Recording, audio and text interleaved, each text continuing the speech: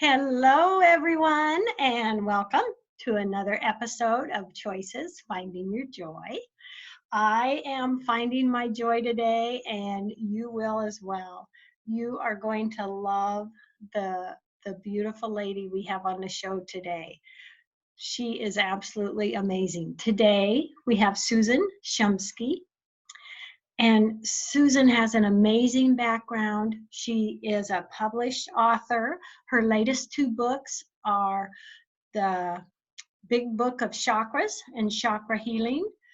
And she also has Third Eye Meditations, Awaken Your Mind, Spirit, and Intuition. Oh, I can't wait to hear about that. I can't wait to hear about both your books, Susan. First off, thank you and welcome to the show. Well, thanks for inviting me. I'm thrilled to be here with you today, Paula. Oh, thank you so much. So happy to have you.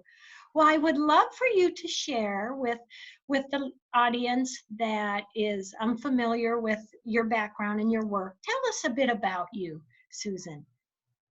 Well, I've been practicing spiritual disciplines for many decades. I first learned meditation way back in the middle of the 20th century, Transcendental Meditation, which I learned from Maharishi Mahesh Yogi. He was the founder of Transcendental Meditation. And I lived in his various ashrams for over 2 decades. And I was on his personal staff for 6 years. And then after leaving the ashram and finding a new method of meditation that I liked better, it's called Divine Revelation, I began to write books about that. And I have 18 books in print in English. I have 34 foreign editions, and I've won 32 book awards. Awesome. And I've been teaching meditation, prayer, affirmation, spiritual healing for a long time. Yes. It's been since the last century, let's just put it that way. Yes. Yeah. What has experiencing and learning and training in these beautiful modalities and this education, what's that been like for you? I can only imagine how wonderful that has been. Well, I've had the opportunity, I've been blessed with the opportunity to have spent many years in deep meditation. When I was in the ashram, we used to meditate anywhere from 5 to 20 hours a day. So it was pretty incredible, pretty intense. And living with an enlightened spiritual master, that's a very unique experience. So I had that opportunity, and I feel very lucky that I was able to be in his presence for so many years, directly working with him on his personal staff for 6 years. Yes.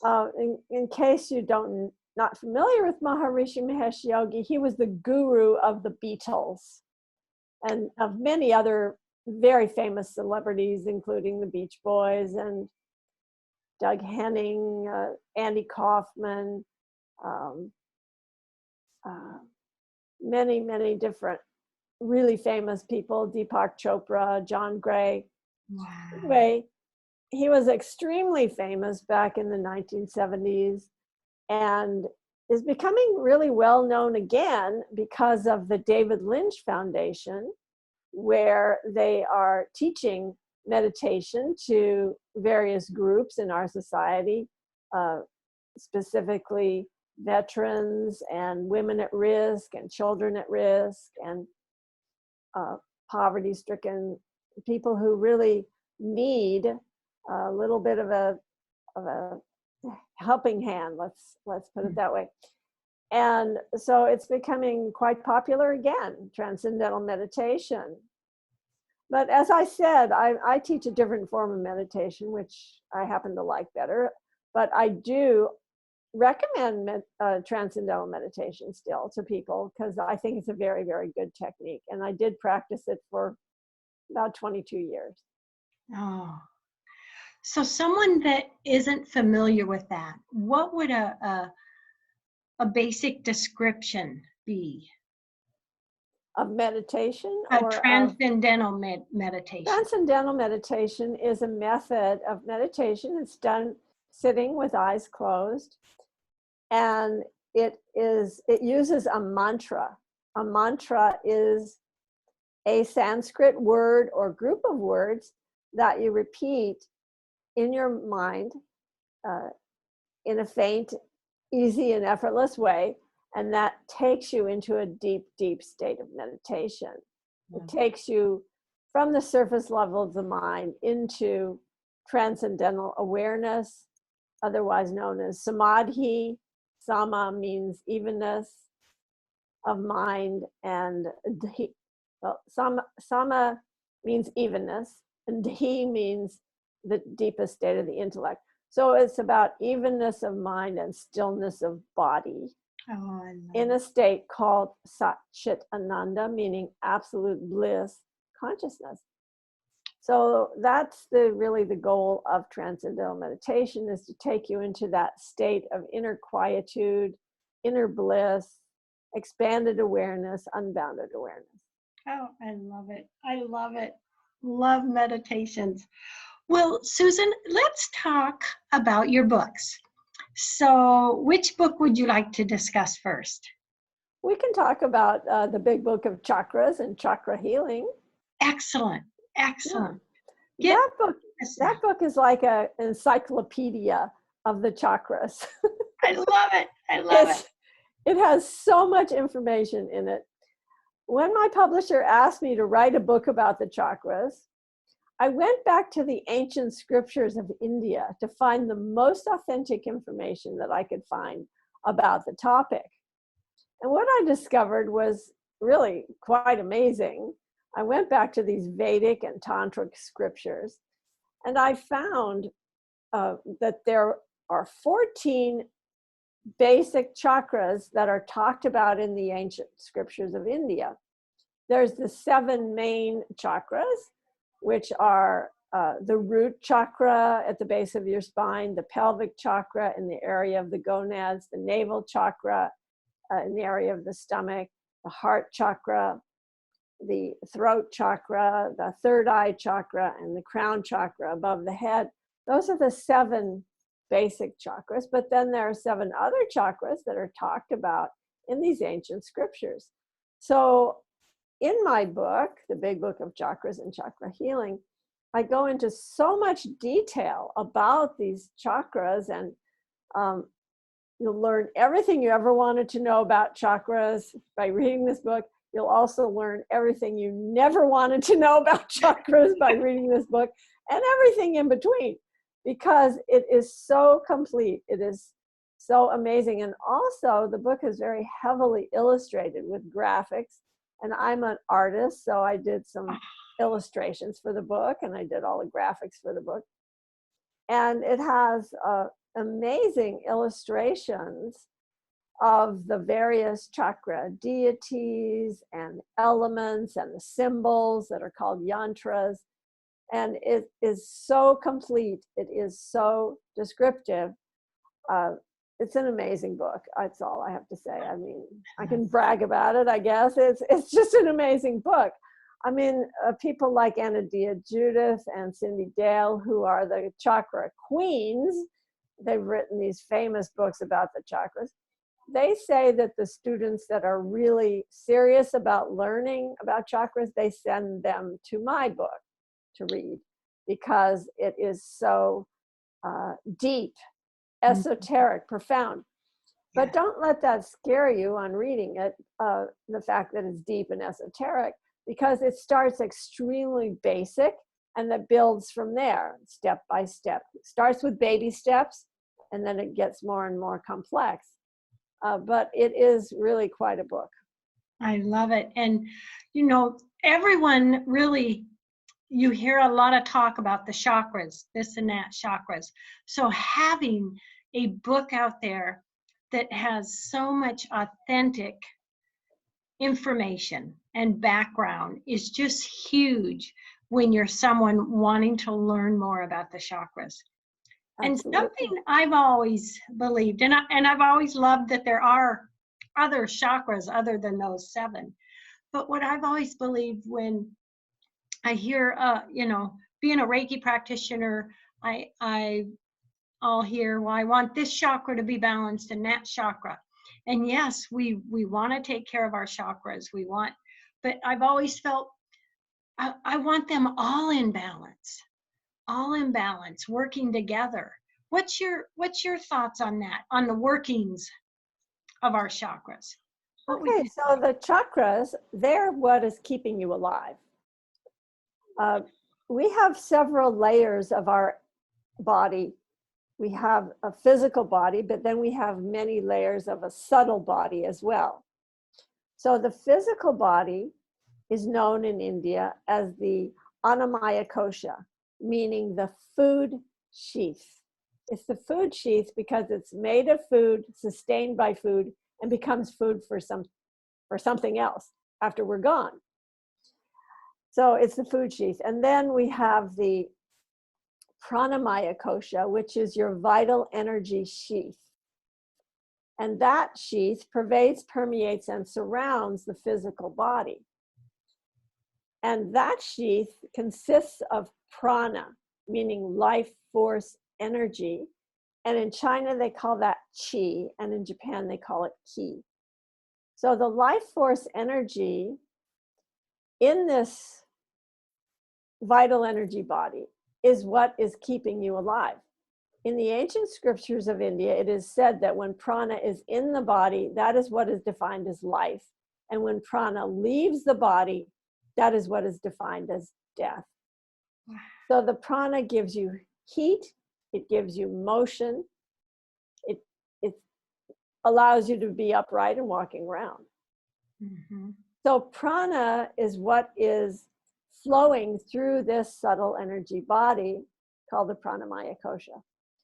And it flows through specific pathways called nadi, N-A-D-I. In India, they call it nadi, and in China, they call it meridian. So the prana is flowing through these pathways, and when many of these pathways intersect and form a plexus, that's called chakra. Chakra means wheel in Sanskrit. It has a hub, like a wheel, which is the concentrated center of energy, and then it has spokes, which are the radiations of energy. So that's why it's called wheel. And these 7 basic chakras that I enumerated before, they are regulating those areas of the body. They are what is keeping this body alive. So when you have more pranic energy, when you have more of that life force energy flowing through your subtle body, you are healthier. You're more awake, you're more aware also. So when we increase the prana flowing through the subtle body, then you become healthy and strong, okay? You feel more balanced, you have more equanimity and equilibrium when you have this pranic energy flowing through your body, your subtle body. Remember, there is no chakra, there is no nadi in your physical body. If you dissect a corpse, you will not find a chakra or a nadi or meridian anywhere. They are in your subtle body, and that subtle body is keeping you alive. So I said there's 5 layers to the body. The physical body, that's the Annamaya Kosha, the Pranamaya Kosha, which is the prana or vital energy body. Then there's the Manomaya Kosha, which is the mental body. That's where your senses are. And then there is the Vijnanamaya Kosha, which is your intellect and ego body. And then there's finally the Anandamaya Kosha, which is your causal body. And those are the 5 koshas, the 5 sheaths. However, there are also higher bodies as well. There's the I am body, God body. So we live on many vibrational dimensions at the same time. So as far as health of the chakras, if the chakras are open, if they're healthy, if they're vibrating with pranic energy, then we are very healthy. We feel that we are in a state of well-being and happiness. So that's the advantage of caring for your chakras, as you beautifully mentioned. So that's the advantage of doing that. And actually, isn't that just so fascinating and so exciting how that works? It really is. It's exciting and fascinating, I think, because people don't realize that the physical body is not all there is to us. Mm-hmm. That we do have these other dimensions and these other bodies. And in fact, that's how you're perceiving the world. And that's what is keeping you in motion. Yes. So for example, if you know, I'm sure you know about the near-death experience where people are catapulted out of their body. They may be up on the ceiling watching their own body being resuscitated. What is watching the body? Think about it. It's not the eyes. The eyes are not watching your own body. It is your manomaya kosha. It's your, what we call mental emotional body, where the senses lie. Your senses are not in your physical body. They're in your subtle body.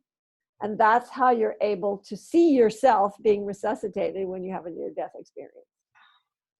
Thank you. Thank you. I have wondered that. I mean, I've interviewed and read a lot about near-death experiences and you know, chatted with people that have had them. And it has fascinated, you know, I just knew that they left their body, their spirit was up there and they're looking down. But thank you for that great explanation on really, because they were seeing what was going on. Exactly. Wow, Susan. Wow. Oh gosh. Is there anything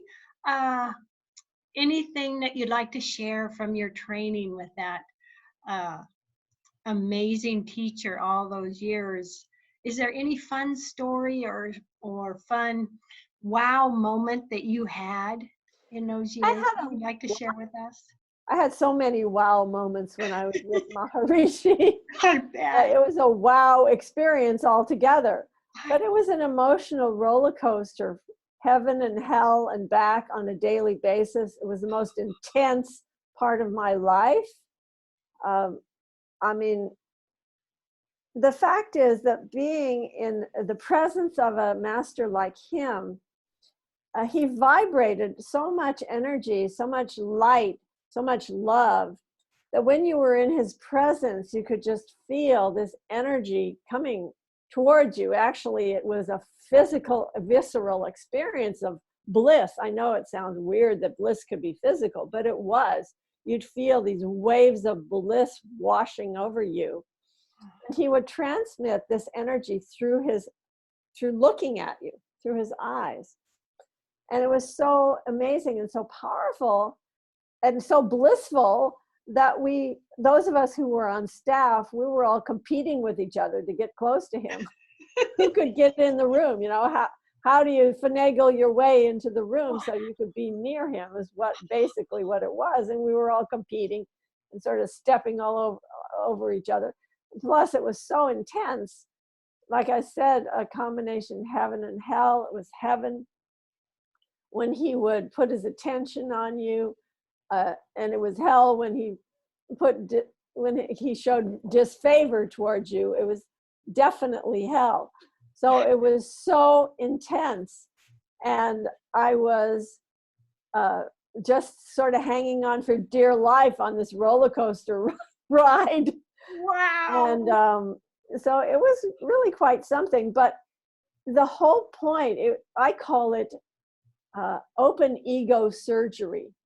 The whole point was to help the person, you know, the disciple like me, to help that person to express the best part of themselves, to develop themselves in a way that they could really express their true nature in a completely natural, beautiful way, and so that they could become all that they can be, so they could fulfill their purpose.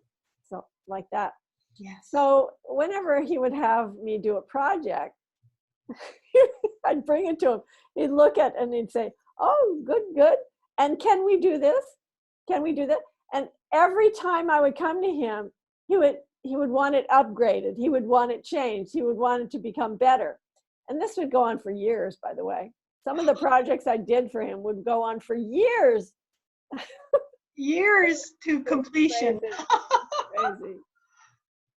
Oh, Susan. Oh, wow. I could listen to stories from that forever. Wow. Yeah. I can only imagine.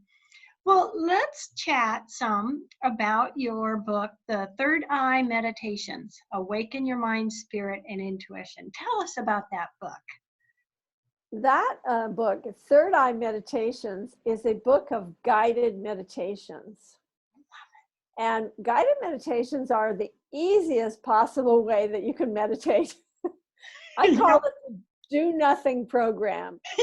You do nothing, nothing, and less than nothing. And the less you do, the better experiences you have.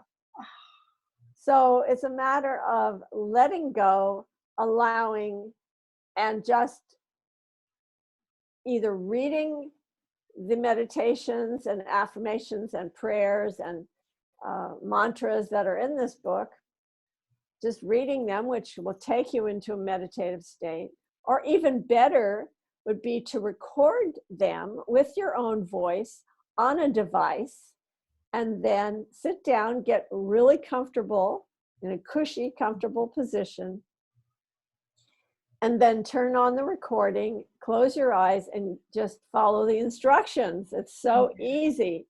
Guided meditation is awesome because it takes you into the meditative state without you having to think about it or do anything. You just listen, follow the instructions, and it takes you into meditation. I love it. So the book Third Eye Meditations is filled with meditations that help you in all areas of life. Different areas of life are covered.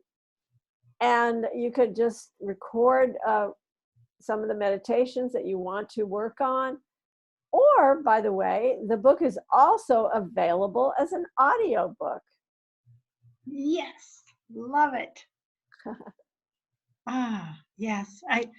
Meditations are just so amazing. And I'm with you. I just, guided meditations are fantastic. I love them. I love them. There were a few I've done over the years that I fell in love with, and I did just what you recommended. I recorded them in my voice, and I could listen to them. And then I had friends and students say, "Paula, you need to just put that on your website." So I have a few on my website, but that is a great way to do it. It is, yeah.